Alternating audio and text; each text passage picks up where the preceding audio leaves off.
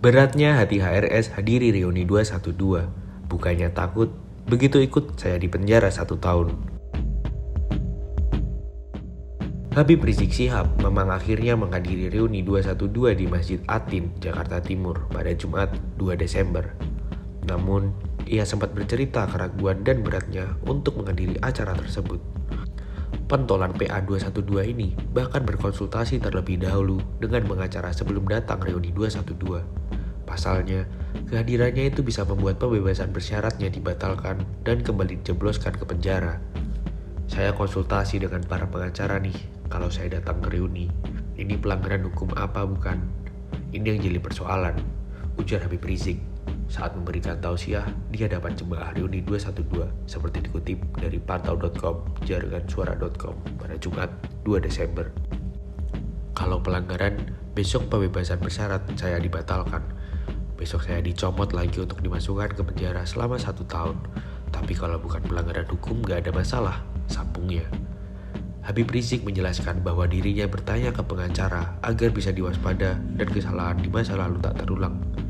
Pengacaranya pun menjelaskan reuni 212 tak melanggar aturan secara de jure. Meski demikian, secara de facto, acara tersebut masih bisa menjadi masalah, tepatnya jika ada orang yang tidak suka dan memperkenalkannya ke jalur hukum. Alhasil, Habib Rizik diminta bertanya seperti apa acara yang bakal digelar reuni 212, apakah demi atau tidak. Itu secara de jure. Tapi secara de facto, itu bisa menjadi masalah kalau ada orang-orang tidak suka lalu mempermasalahkannya, terang Habib Rizik.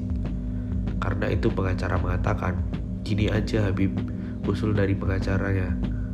Habib tanya dulu, itu mereka bikin reuni bentuknya bagaimana? Kalau bentuknya demo, aksi di jalan, sebaiknya Habib jangan ikut.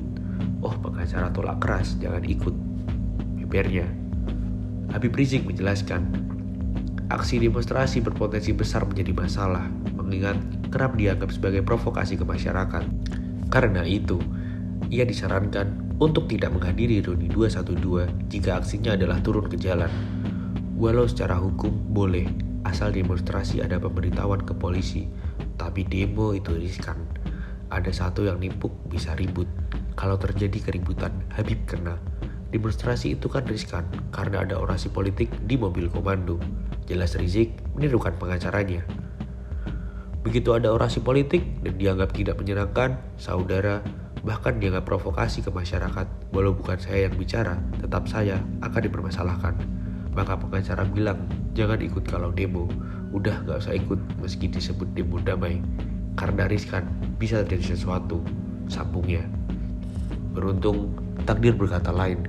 Seusai berdiskusi dengan panitia, ternyata reuni 212 tahun ini bukan berbentuk aksi demonstrasi, melainkan salat tahajud, sehingga dirinya bisa hadir. Kalau bentuknya seperti yang lalu-lalu, dulu pernah ada reuni kan.